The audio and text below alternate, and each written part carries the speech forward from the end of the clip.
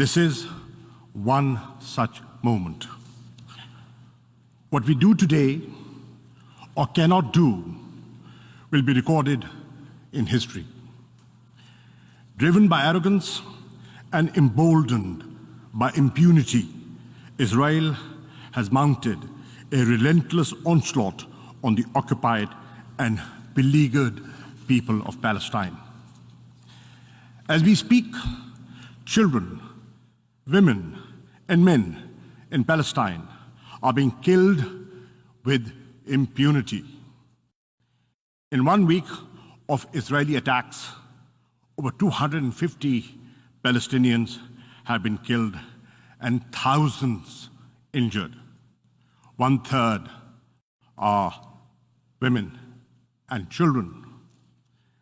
Death echoes in every home in Gaza.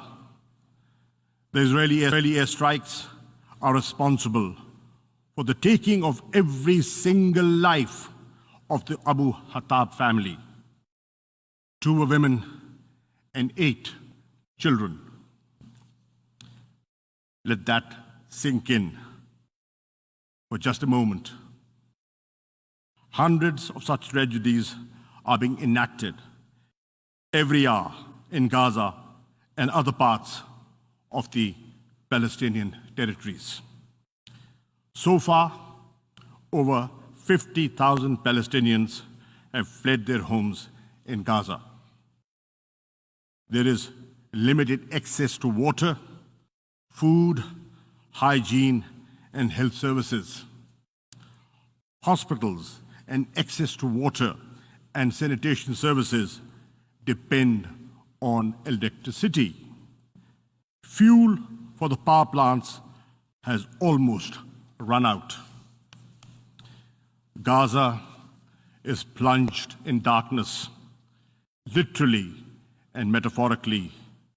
The only light is that of Israeli explosions. This is Palestine, where in full view of the world, the Israeli airstrikes bring down entire buildings to kill and terrorize innocent Palestinians and even silence the media. It is time to say enough. The voice of the Palestinian people cannot and will not be silenced. We, the representatives of the Islamic world, are here to speak with them and for them. Mr. President, it is appalling that the Security Council has been unable to exercise its primary responsibility for the maintenance of international peace and security. The Security Council has failed even to demand a cessation of hostilities. Those preventing the Council from doing so bear a heavy responsibility. In these circumstances, the General Assembly must assume its own responsibility. We must not fail the Palestinian people at this critical juncture. Mr. President, our first priority must be to halt the Israeli aggression. I hope that even at this 11th hour, the Security Council will call for a cessation of Israeli attacks. If it fails to do so, the General Assembly must make this demand on behalf of the entire international community.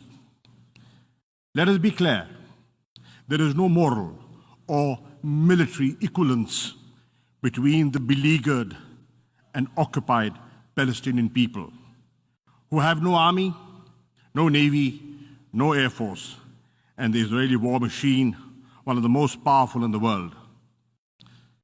This is a war between a military occupier and an occupied people. It is a conflict between illegal occupation and a legitimate struggle for self-determination. In this context, it is worth recalling General Assembly Resolution 2649 of November 1970, which affirms the legitimacy of the struggle of peoples under colonial and alien domination, recognized as being entitled to the right to self-determination, to restore to themselves that right by any means at their disposal. Second, we should mobilize all possible humanitarian help for the devastated Palestinian population in Gaza and other parts of the occupied territories. In addition to the UNRWA emergency appeal, the Secretary General should launch a comprehensive humanitarian assistance plan to provide succor and sustenance to the Palestinians. We need to send medical teams, medicines and other supplies, food, other necessities to Gaza and other parts of the occupied Palestinian territories. We welcome the access being provided by Egypt to Gaza. Israel must open all access points to Gaza to ensure the timely and urgent delivery of international assistance. Third, the General Assembly should call for concrete steps to protect the Palestinians. We should deploy an international protection force, as was called for in the General Assembly Resolution ES 10/20 and as demanded by the Islamic Summit Conference on the 18th of May 2018. If the Security Council cannot agree to send the protection force, a coalition of the willing can be formed to provide at least civilian observers to monitor a cessation of the hostilities and supervise the provision of humanitarian help to the Palestinians.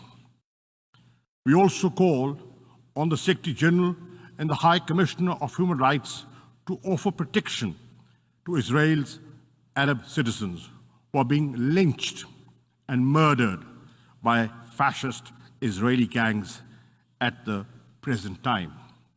Fourth, the General Assembly should condemn Israel's forcible and illegal eviction of Palestinians, including in Al-Jarrah district of Jerusalem, and continued construction of Jewish settlements. The onslaught against Palestinians worshippers in Haram al-Sharif and Al-Aqsa Mosque, the first Qibla of Islam, during the month of Ramadan, and Israel's brutal and indiscriminate aerial and land bombardment of Gaza. Israel's crimes against humanity should not escape accountability. There should be no impunity for violation of international law, including the Fourth Geneva Convention and other human rights conventions.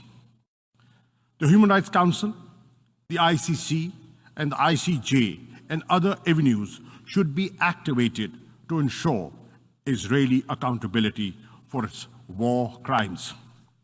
Fifth, we must revive concrete efforts to end Israel's occupation of the Palestinian territories and to dismantle the illegal settlements and the apartheid-like regime Israel has imposed in the occupied territories.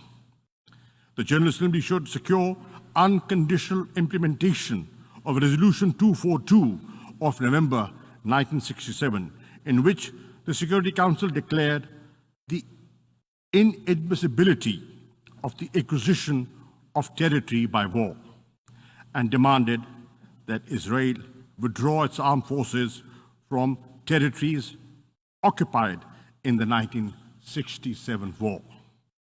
It is therefore imperative to initiate bold steps to secure the implementation of the Security Council and General Assembly resolutions calling for the establishment of a viable, independent, and contiguous Palestinian state with Al-Quds, Al-Sharif as its capital.